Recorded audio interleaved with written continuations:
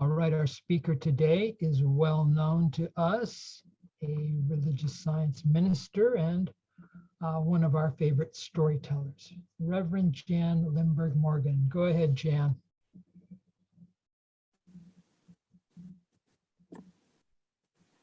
Thank you, Brian. Before I start in on my talk, I'm going to do a preface. And I think those of you who speak, I hope you understand and have been there. I thought I had my talk all planned. I knew exactly what I was going to tell you.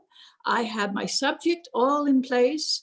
And as I was writing it, I kept getting this voice saying, no, that's not what you need to say. You need to do this. And so by Friday, I was like, okay, tell me what I'm supposed to say and I'll do it. So if there's any of you who speak that have not gone through that experience, please contact me because I'd like to know the secret. All right. I had called my talk, Unity in Diversity. The word diversity, by the way, is just another word for variety. We're inclined to give it sort of this really stern meaning, but it means variety. So we have unity and variety. You know, what is it that we have in common? What brings us together? What common thread brings us here? You know, many of us have spent our lives either avoiding religion or struggling with what we've been taught. We've learned rituals and dogmas that gave us spiritual indigestion. Our questions went unanswered or the answers weren't clear. And all of my prior affiliations emphasized that only they had the correct interpretation or explanation of the scriptures, or that divine and exclusive revelation proved them to be the only true church. So in the name of truth, the emphasis was on the differences. Being right took precedence. So the New Thought spiritual philosophy just was so attractive to me. The acceptance of all viewpoints and values. I'm discovering that the religions of the world have more in common than they have in differences. Whether it's the Christian Bible, the Hebrew scriptures, the Muslim Quran, the Hindu Upanishads, or the Buddhist Tipitaka and Sutras, or any one of the numerous new or ancient writings, that golden thread of truth runs through all traditions. Whether you call it God, Yahweh, Buddha, Spirit, there is one source, one power, one presence, and all creation emerges from this one. You know, the Native American people have always, the basis of their lives is nature. And the European Celtic tradition reveres nature. We see evidence, and they see evidence of the Creator in all creation. Now, this prayer was written 2,000 years ago. Everything harmonizes with me, which is harmonious to thee, O universe. Nothing for me is too early or too late, which is in due time for thee. Everything is fruit to me, which thy seasons bring, O nature. From thee are all things, in thee are all things, to thee are all things.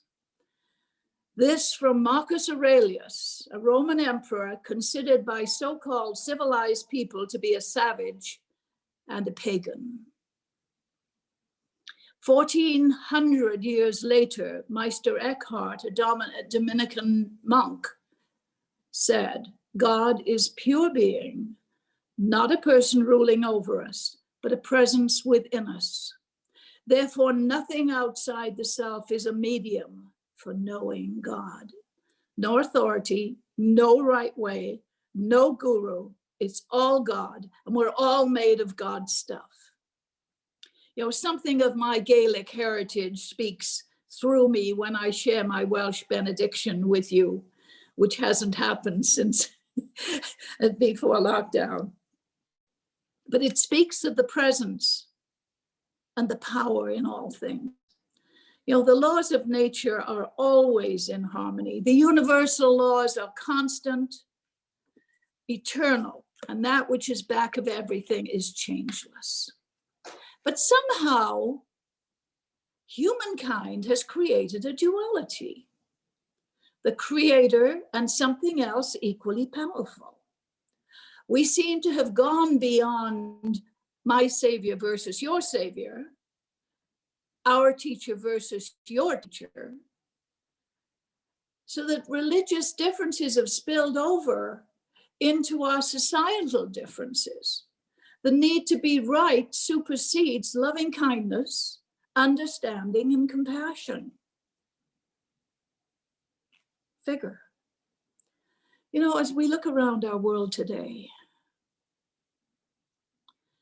it can be easy to think that there are no solutions that we alone can make a difference. But the master teacher told us, I am the light of the world. Now, I believe that he was referring to the principles of his teachings as being the light. And when we live by those principles, the light shines. We walk and talk and have our being in a place of light and peace. You know, each one of us comes into this world with our own talents and our own gifts to light the world. And my special light might not work for you. Only you can decide how you can do it. You know, we can use our unique gifts to shine a light on the dark, sacred cows of prejudice, discrimination, skin color, religious diversity, ethnicity, gender orientation, all the reasons used to keep the world in conflict. One young man found his own light, and he chose to shine it. His name is Satha Gaudi, and he lives in Spokane, Washington. Actually, at the beginning of this story, he was a student, a law student at the University of Gonzaga University in Seattle, in Spokane. I should know, I lived there. In October of 2017, he felt like his life was falling apart. His major relationship ended. 2 friends died within a 2-week period, and he totaled his car. And he withdrew and went nowhere except to school. One day he would return from class and he would lock himself in his home and stay away from other people. He was devastated. But one day when he was coming home from school, he was about to lock himself into his house, and a neighbor across the street called for help. She was a tiny gray-haired lady with a car full of groceries. So Satha, by the way, is a young man of color, and he was a little surprised that she called for his help. But he went across the street and helped her take all of her groceries into her house. And then they stopped and visited. Turned out she was from Germany. And they talked about World War II. He's a history buff, and Winston Churchill was his hero. And as he went home, he realized that for the first time in weeks, his heart felt lighter. And he made the decision to replace the negativity he was dwelling on with positivity, and made a commitment to perform 1 act of kindness every day. Once he stopped focusing on his own pain, he felt an immediate difference. So he woke up each morning wondering who he would help that day. So friends suggested to him that he put on a Facebook page and document his journey. And he was asked to speak at his old high school in Spokane on Martin Luther King Day. He challenged the 2,000 students to commit to active acts of kindness and service for 7 days and see if it wouldn't heal their own wounds. Hundreds have taken the kindness challenge and have pledged to serve their communities. And what Sather started is now Heal Spokane. Sather started small. He saw that a neighbor's fence was broken and needed to be repaired, and he didn't know how to do it. So he went on YouTube, found a repair video, went out and bought a hammer and nails, and fixed the fence. There was an alley near his home that all the neighbors complained about because it was dirty, litter-filled, weeds were running it, but no one did anything about it. So he made the commitment to himself to clean this alley, and he would take 1 or 2 hours each day, removing more and more trash and cleaning the alley. It took him 2 weeks. At the end of the 2 weeks, the neighbors were so grateful and so excited that the alley was clean the first time anyone could remember it. And 7 months later, he observed it was still clean. People were picking up the trash. They were cutting back the overgrowth, and they were keeping it clean. Excuse me. Heal Spokane focuses on helping clean up areas of the city, assisting elderly neighbors with yard work and other tasks. And Sather says, if this is of interest to you, start small. You'll be amazed at the size of your impact. Sather has graduated from law school now and works in the public defender's office in Spokane, but he is still the head of Heal Spokane. When he is down, when he feels that there is discrimination or there's unpleasantness, he keeps on going, but he turns to his hero, Winston Churchill, for a spirit lift. As Churchill said, the task which is set before us is not above our strength. Its pangs and toils are not beyond our endurance. As long as we have faith in our cause and an unconquerable willpower. Excuse me. It has been said that the voice of God declared that the master teacher, this is my beloved son in whom I am well pleased. Please know with me that each one of us are unique individualizations of the divine. We are that which brings the divine to earth. We are the message of the magnificence of God in form. We are the beloved in whom spirit is well pleased. Another man who discovered how to shine his light is a Pakistani who emigrated to the United States about 25 years ago. Kazi Manin was raised Muslim in Pakistan with 9 siblings and no access to running water or electricity. Although they were very poor, his mother gave so much food away to the people in the village that Kazi would get angry with her for fear that there would not be enough left for the family. And she said, God will make sure there's plenty left for us. And they never did go hungry. Kazi's mother died when he was 20. By the time he was 25, he realized that there was no future for him in Pakistan. So he emigrated to America, leaving his wife and his siblings behind. He arrived in Washington, D.C. with $5 in his pocket. He spent many nights hungry. There was no source of free food. And he found a job as a gas station attendant. And he was shocked to see how many people struggled and were homeless. But he said the biggest challenge for him was dispelling his own assumptions and perceptions of other ethnicities and nationalities in his new homeland. He said, I had to work hard to break down the walls of my own ignorance, finally understanding we have more in common than the media would have us believe. He got a second job as a limo driver and continued to save a portion of all the money that he earned until he'd saved enough to buy a small fleet of limos that were available.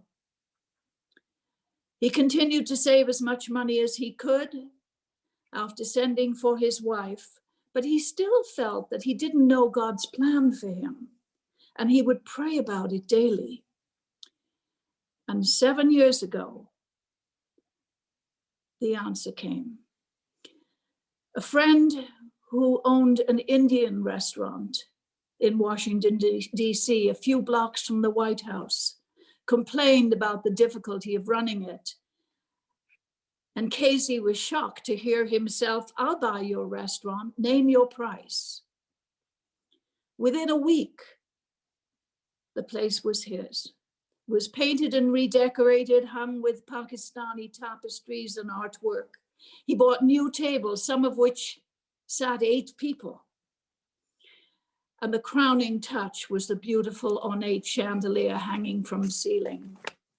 On the day that it opened, named Sakina Halal Grill, he invited all the people that he met at the homeless shelter to come and eat free, and they didn't believe him.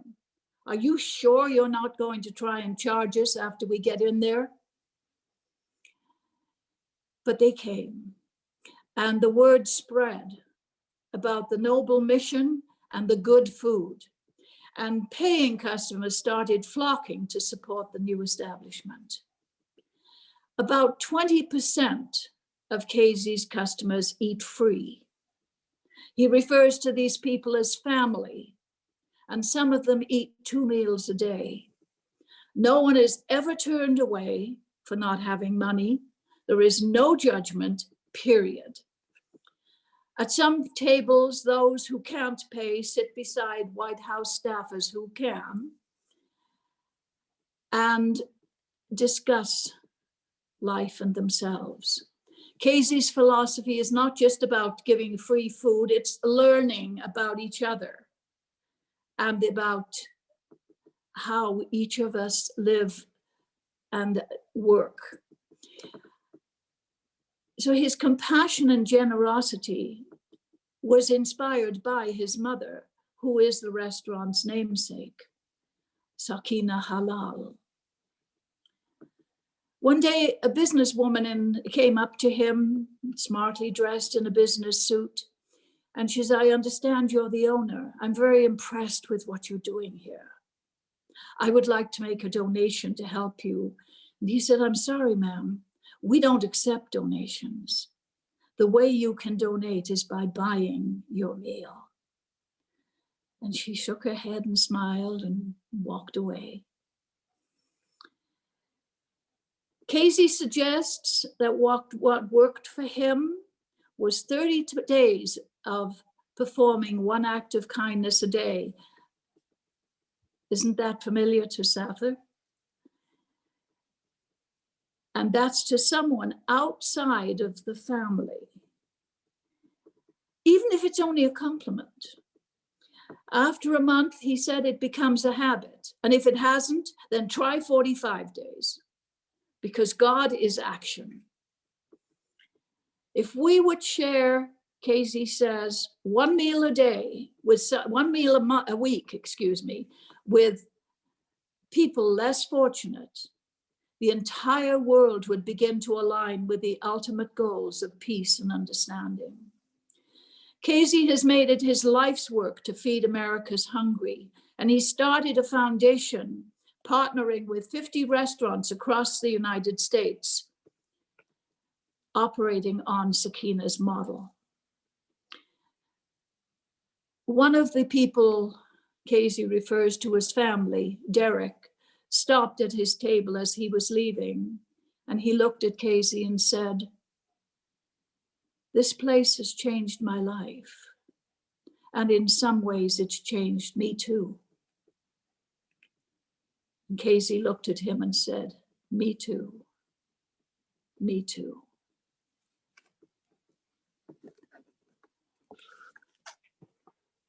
Sathagaudi took his light out into the community, and in doing so, he showed the community how to heal itself. His gift was loving service, lifting and helping to heal the apathy. Casey Mannon's gift is drawing the community to him through food and hospitality. His gift is giving dignity and belonging to disenfranchised and homeless people.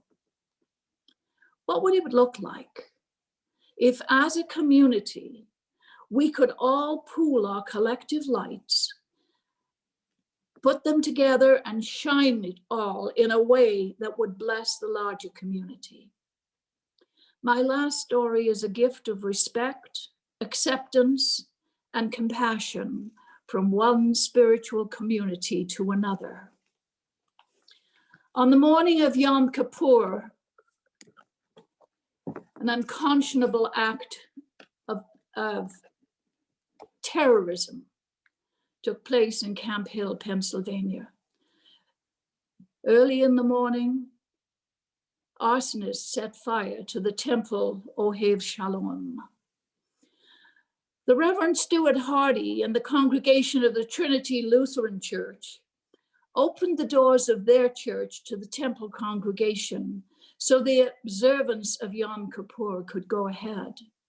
They removed all symbols of their Christian faith. They polished an antique cabinet and lined it with white fabric. And that was used to house the sacred Torah, which Rabbi Daniel Weiner had grabbed from the burning building. All 800 seats were filled as the rabbi began the service. And excuse me, this makes me cry. I can just imagine the energy that was going on here. And the members of the synagogue wept when they realized what the Lutheran congregation had done for them to make them feel at home. The temple was damaged, but not destroyed. 1 week after the fire, members of the larger community, of Camp Hill, surrounded the synagogue, holding lighted candles as the Jewish congregation arrived for their regular Friday night services. Rabbi Weiner insisted that Reverend Hardy carry the rescued Torah during the service and replace it in the original ark. And after speaking of the blessing that their friendship had brought to the two congregations, the audience stood and applauded as the rabbi and the reverend embraced. Imagine what it must have looked like for a community to surround a synagogue with love and respect and with lighted candles. Imagine what it would look like if each one of us, not only in these rooms or this community or in this country, but across the world, would extend our light to illuminate the darkness and light the way for each other. Jimi Hendrix, the rock star, is quoted as saying, "When the power of love overcomes the love of power, the world will know peace." Imagine if we could be part of the rebirth of our loved ones, of our community, of our country, and our world. Rebirth as in turning midnight into dawn, hatred into love, dying into new life. Each time we change our minds from negative to positive, or take a tiny step forward towards something new, we encounter extraordinary opportunities. As we move into the world anew, we can turn the tide of despair into endless waves of love and light. Dr. Ernest Holmes said, "Everything in nature moves in circles. What goes out must come back. Love and you will be loved. Extend joy and you will become more joyful. You know, the New Thought singer, Daniel Naymood, maybe you have heard of him, wrote one of absolutely my favorite songs of all time. It's called One Power. One power invisible, and you will see it everywhere and every day. One power indescribable, and we speak of it with every word we say. It's mysterious until you know the truth. It's as simple as the love inside of you. When we align ourselves with that one power, we find all we need is here, in that deep place inside. Love, light, and peace. We create a world of unity within our diversity. Namaste.